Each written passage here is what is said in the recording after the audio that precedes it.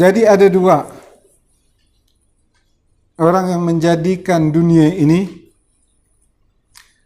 Ada yang menjadikan dunia ini adalah tujuan hidup dia. Jelas.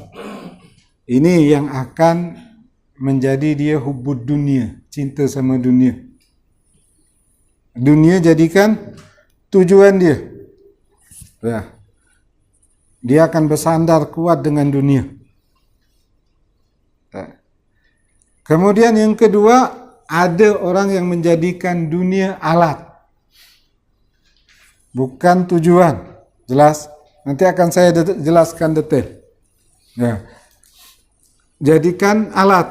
Kalau dia menjadikan dunia alat, selamat dia. Tidak akan pernah dia cinta sama dunia. Walaupun dia kaya sekaya apapun, dunia itu tidak akan melekat di hati dia.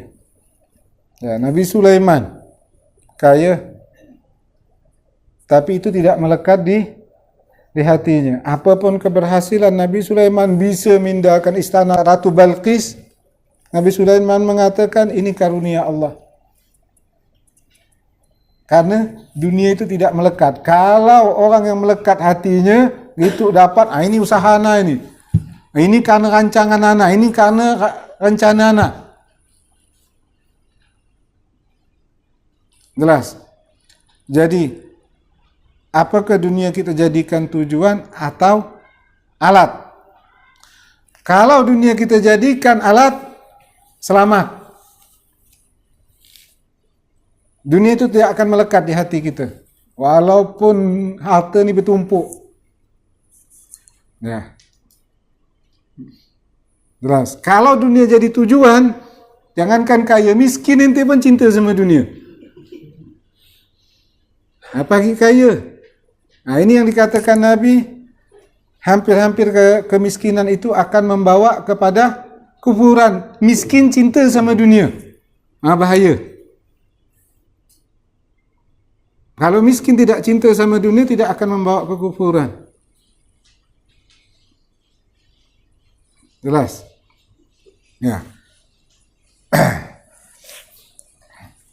Allah Subhanahu wa taala berfirman, "Wa ma khalaqtul jinna wal insa illa liya'budun." Ini pernah saya jelaskan dulu.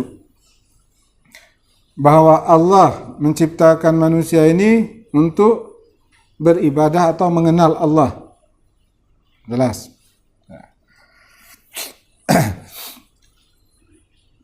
Nabi Yahya waktu kecil pernah diajak main sama, masih kecil-kecil Nabi Yahya. Kata kawannya bilang Nabi Yahya, "Ayo main yuk." Kata apa kata Nabi Yahya? "Ma khuliqtu li hadza." Saya tidak diciptakan untuk main-main. Itu budak kecil, ya kan? Saya bukan diciptakan untuk ini. Ma khuliqtu li hadza. Saya diciptakan bukan untuk ini. Ya. Bukan artinya kita tidak boleh main, kita tidak boleh bersenang-senang, kita tidak boleh berusaha, tidak. Bukan seperti itu artinya. Ente mau main silakan, ente mau bersenang-senang silakan, ente mau berusaha silakan. Tapi kalau ada panggilan ibadah, ente ada respon. Berarti itu istilahnya fungsi utama ente bagus, aktif. Ya, fungsi utama terciptanya manusia untuk ibadah. Saya pernah jelaskan, saya contohkan dulu seperti ini. Saya ingat tak masih cerita HP. Ya, HP handphone. Fungsi utama dari HP ini apa? Untuk telepon, untuk komunikasi. Di dalam HP itu macam-macam tak isi. Ada film, ada audio, semua macam-macam kalkulator. Gitu ente buka film, ente nonton, ya kan, ada telepon masuk. Masuk enggak? Masuk. Ya kan? Ada WA masuk. Ente lagi dengar pun selawat, masuk enggak WA? Berarti HP ni apa? Bagus. HP ini bagus karena fungsi utamanya berjalan. Fungsi utamanya dia terciptakan jalan.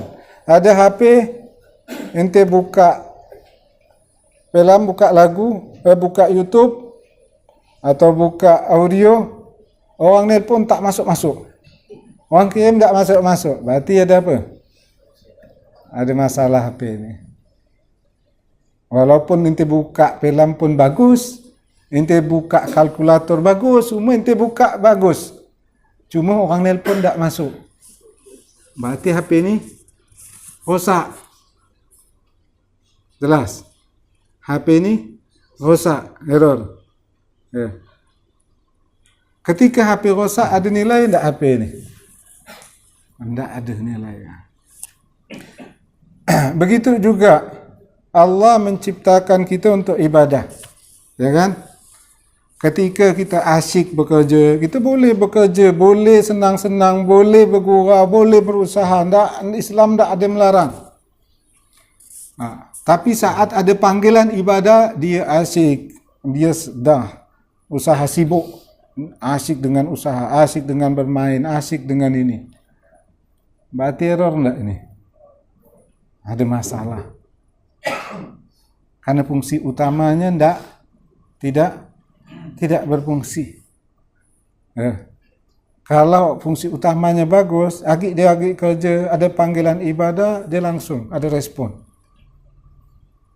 Dia main, ada panggilan ibadah, ada respon. Berarti sehat dia. Karena fungsi utamanya berjalan bagus. Kalau fungsi utama berjalan tak bagus, sudah berarti rusak. Orang yang tidak ada respon, dia asyik dengan bermain, dia asyik dengan usaha. Ketika ada panggilan ibadah, tidak ada respon, berarti rusak. Maka perbaiki. Dan orang ini tidak ada nilainya di mata Allah. Jelas? Ya. Kemudian dalam melaksanakan ibadah, terciptanya fungsi utama ini, kita terciptanya ibadah, kita kan perlu sarana. Ente mau solat perlu makan, minum. Jelas? Kadang perlu kendaraan. Ente mau berangkat haji, berarti perlu duit, perlu kendaraan. Jelas? Jadi kita butuh sarana untuk ibadah. Jelas? Jikalau kita mencari dunia dengan tujuan jadikan alat untuk ibadahnya kita, alat sebagai ibadahnya kita, biar kita bisa berzakat, biar kita bisa melaksanakan haji, kita cari makan biar kita bisa kuat ibadah. Jika kita mencari dunia kita jadikan alat untuk terciptanya kita, maka berapa banyak pun dunia yang kita dapat tidak akan membuat kita cinta dengan dunia. Jelas kira-kira? Ya. Dan orang yang mencari dunia dan jadikan dunia ada alat, maka apa yang dia dapat diberkahi oleh Allah. Dan yang dia lakukan itu adalah ibadah. Ya. Setiap langkah dia, keringat dia, letihnya dia mencari rezeki dengan tujuan rezeki itu adalah untuk ibadah, maka mencari rezeki itu adalah ibadah. Yang artinya tidak mungkin sempurna ibadah tanpa melaksanakan hal tersebut, maka hal tersebut adalah ibadah. Kita tidak mungkin bisa melaksanakan ibadah tanpa mencari rezeki, tanpa berusaha, maka usaha ini adalah ibadah. Jelas? Ya. Itu kalau kita jadikan dunia adalah alat, maka dunia itu tidak akan membuat melekat di hati kita, dan setiap yang kita dapatkan akan ada keberkahannya. Yang kita kasih anak istri kita ada keberkahannya. Ya. Contohnya macam tasahur yang sering saya jelaskan. Makan sahur itu berkah atau tidak? Apa sebabnya makan sahur ada berkah? Kita makan memang tujuan untuk ibadah. Kenapa makan lain tidak berkah? Tak ada. Siapa yang makan buka puasa berkah. Tak ada. Yang sahur saja berkah. Kenapa sahur berkah? Memang murni. Kita makan waktu sahur itu memang besok untuk besok puasa. Begitu juga kalau kita mencari rezeki dan rezeki itu jadi alat tujuan kita untuk biar kita bisa melaksanakan ibadah, haji, umrah, zakat, maka rezeki kita itu diberkahi oleh Allah dan kita kasih anak isteri kita rezeki yang berkah. Jelas ayuhal ikhwan. Jadi ada dua, dunia kita jadikan alat atau jadikan tujuan. Jelas. Kemudian bahwa Nabi sallallahu alaihi wasallam mengatakan innal abda, seorang hamba. Ya, kalau hati kita, berarti bicara Imam Ibn Atha ini bicara tentang hati yang gelap, hati yang berkarat. Orang yang cinta dunia, berarti hatinya tidak bisa terang, berarti hatinya gelap. Jelas. Bagaimana cara mengobatinya hati yang seperti ini? Ya. Kata Nabi, innal abda idza akhta'a, seorang hamba apabila dia melakukan satu dosa, nukitat, maka satu dosa itu akan menjadi titik hitam di hati dia. Ya, menjadi titik hitam di hati dia. Fa iza naza'a wastaghfara, apabila dia beristighfar dan bertaubat kepada Allah Subhanahu wa taala, suqila qalbahu, akan mengkilap lagi hatinya. Jadi yang pertama langkah kita untuk menerangi hati kita dari cinta dunia yang gelap ini, yaitu dengan bertaubat kepada Allah. Istighfar dan bertaubat. Kemudian yang kedua, Nabi sallallahu alaihi wasallam mengatakan likulli syai'in masqalah. Segala sesuatu itu ada alat yang membersihkannya. Setiap sesuatu, lantai ada sikat, kayu ada amplas. Ya, alat untuk membersihkan hati tersebut. Wa masqalatul qalb, wa masqalatul qulub, yang membersihkan hati itu apa? Zikrullah. Dengan zikir kepada Allah, hati akan menjadi terang untuk mengkilapkan hati.